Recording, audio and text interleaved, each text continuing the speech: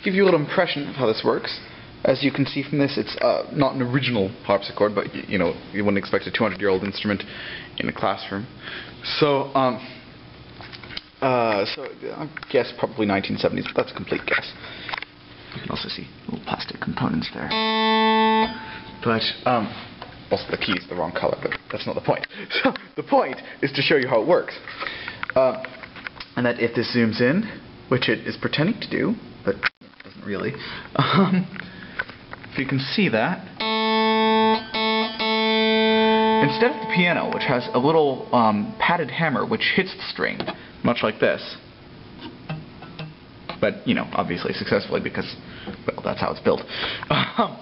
This has a tiny little piece of metal on the end, which is actually plucking the string instead, a bit like a guitar. Unfortunately, you can't really see it because this is not a high-quality camera.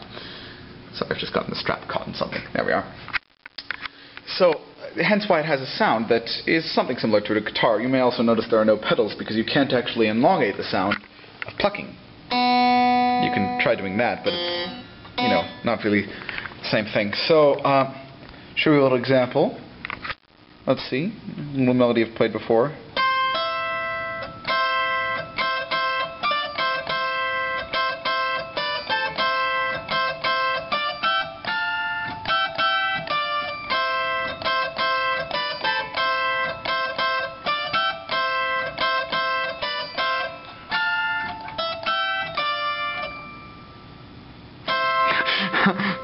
Just want to make you wait for it there.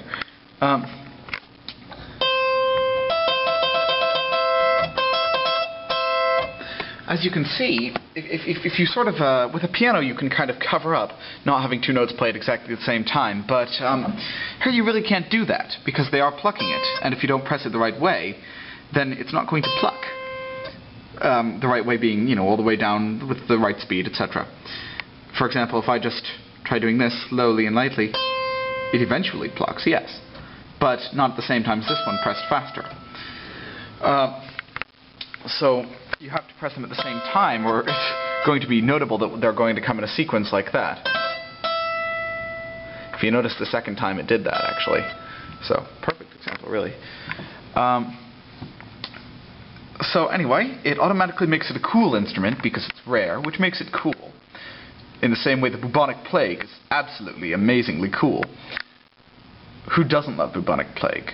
I do. So,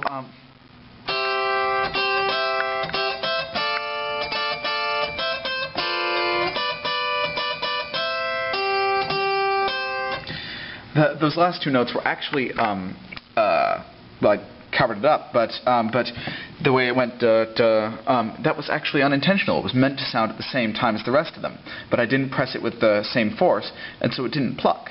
And it took a second longer until the weight of my finger hit it further that it actually did pluck. That's what I was talking about earlier. It is pretty cool, also pretty rare, but if you'll note the size of it as well, the keyboard is very, very small. Finally, I have Rachmaninoff's hands. So, you may also notice that the keyboard in its entirety is quite small. If you take a look, that's not a very big keyboard. The ordinary keyboard has 88 keys. This one has, let's see, has 40 from the look of it. I could be wrong, but needless to say that that's a very small range by comparison. The lowest note over here, highest.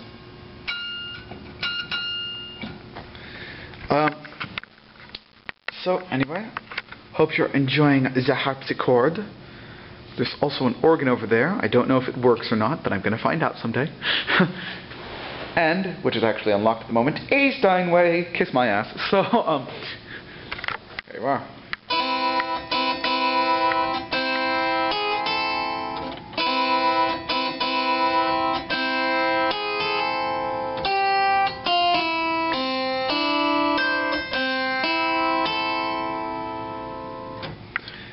Enjoy, and have a nice day. That was cheesy, so I'm, you know, going to give you a little dark chord for it. That's what I think of your day.